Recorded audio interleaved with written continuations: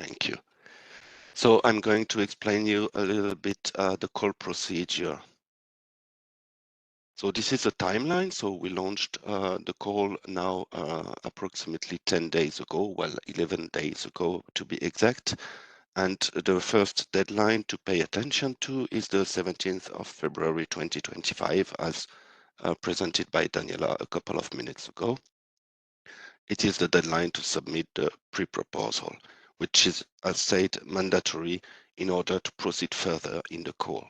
So once after this deadline, we perform an eligibility check and evaluation of the pre-proposals and select those consortia which may come then to the full proposal stage starting with the communication to all applicants end of April 2025.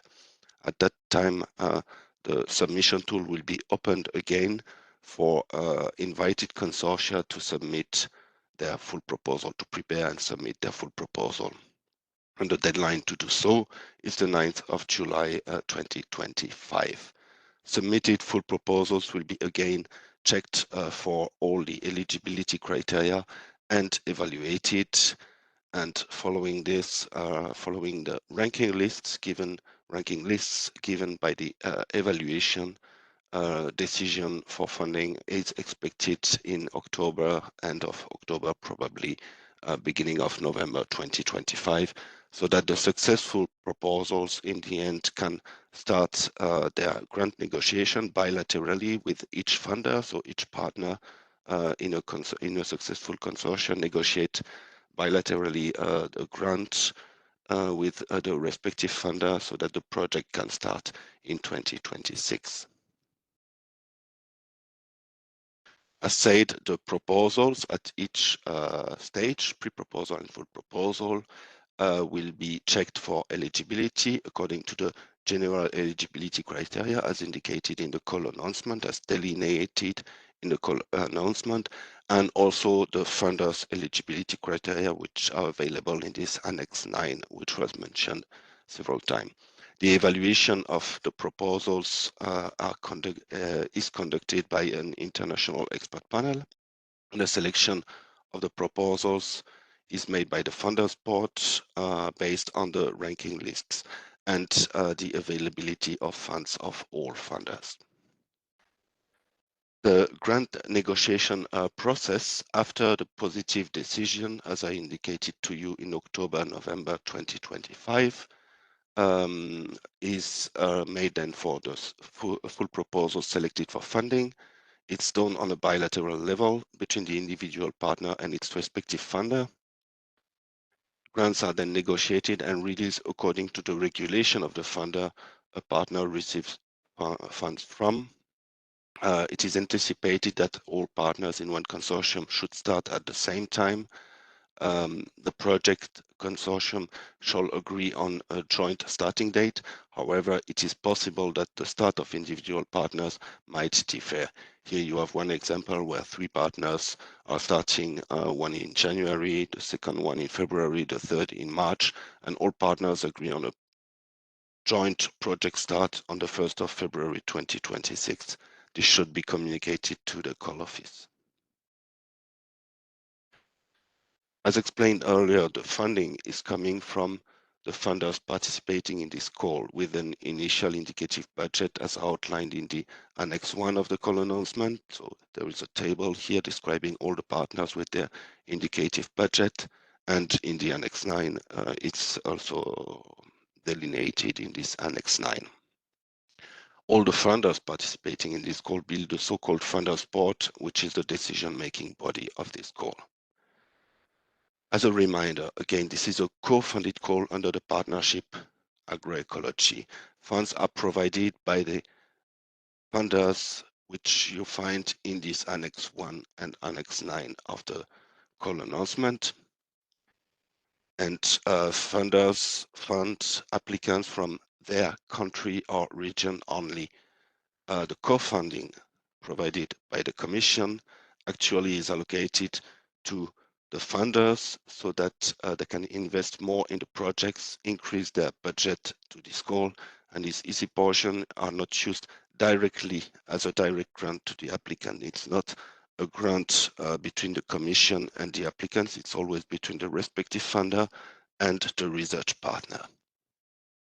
If your country is not listed in this Annex 1 and Annex 9, it means that you can participate as an associated partner at own resources or with a separate source of funding only. Funds are released then in case of a positive decision according to the funder specific regulation. The grant agreements are then negotiated and finalized between each partner and its own funder. So what are the proposals? What is the content of the proposal? The pre-proposal is obviously a little bit slimmer than the full proposal. There are less things to deliver in the pre-proposal than in the full proposal.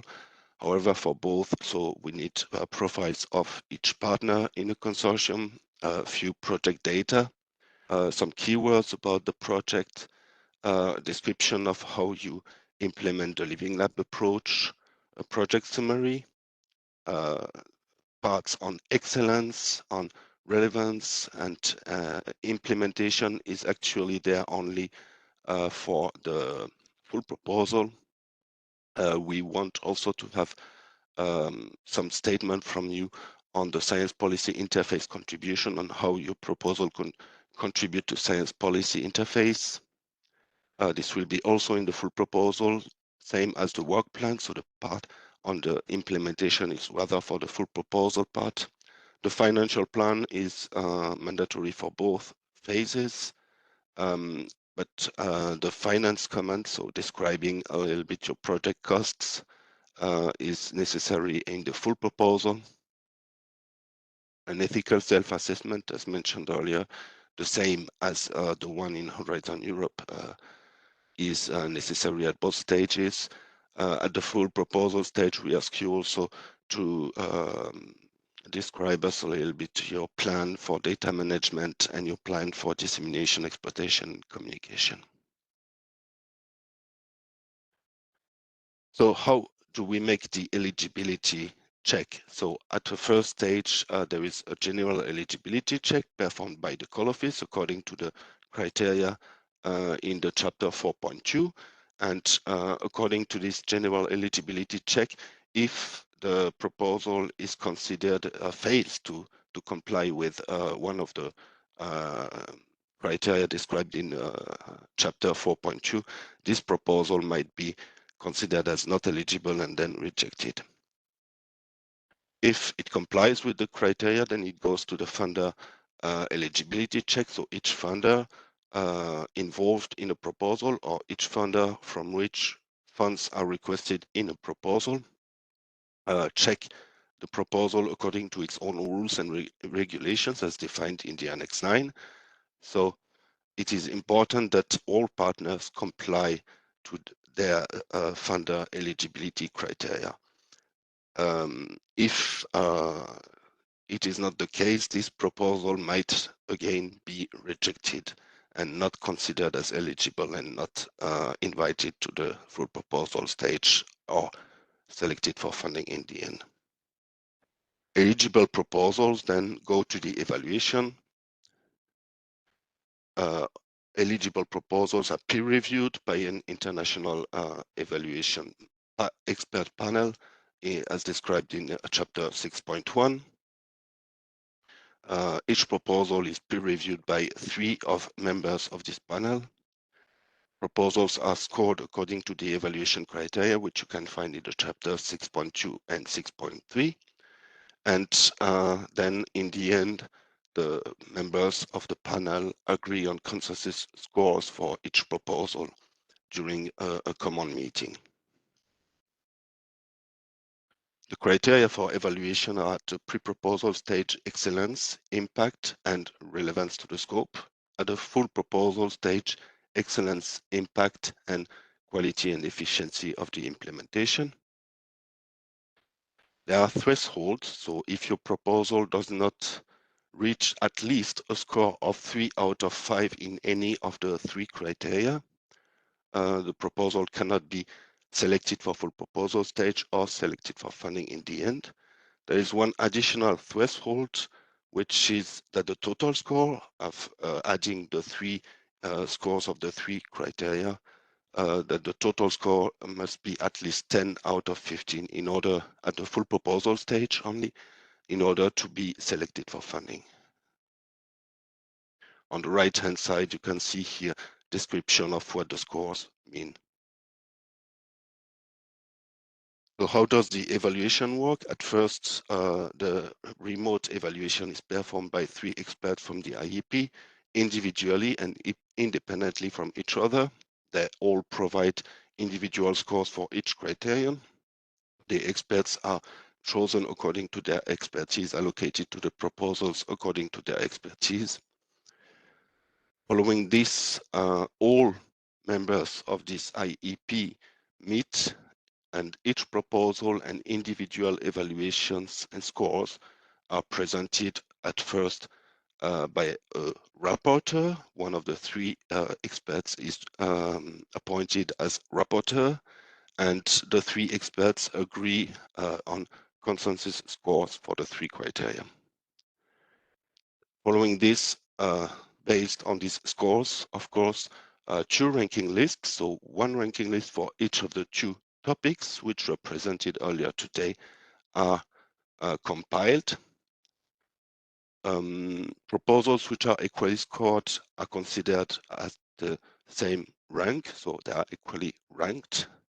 And this ranking list is provided then to the funder board.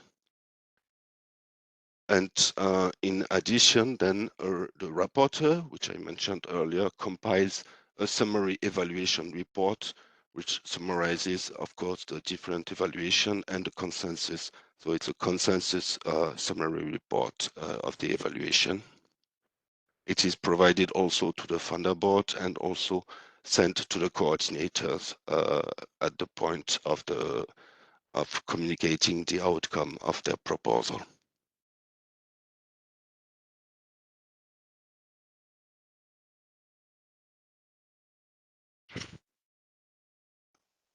Other aspects, so there is a redress procedure following the Article 30 of the regulation of the EU 2021-695 of the European Parliament and of the Council of 28 April 2021.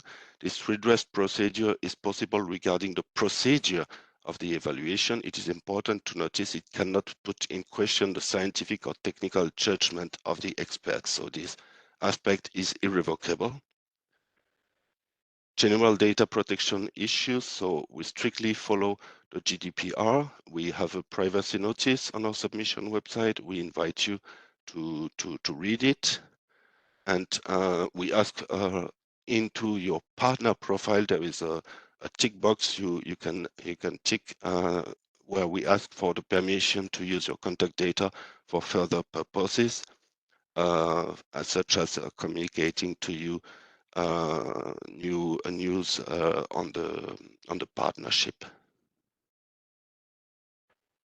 So how does the selection work, and what happens after the selection for the successful projects?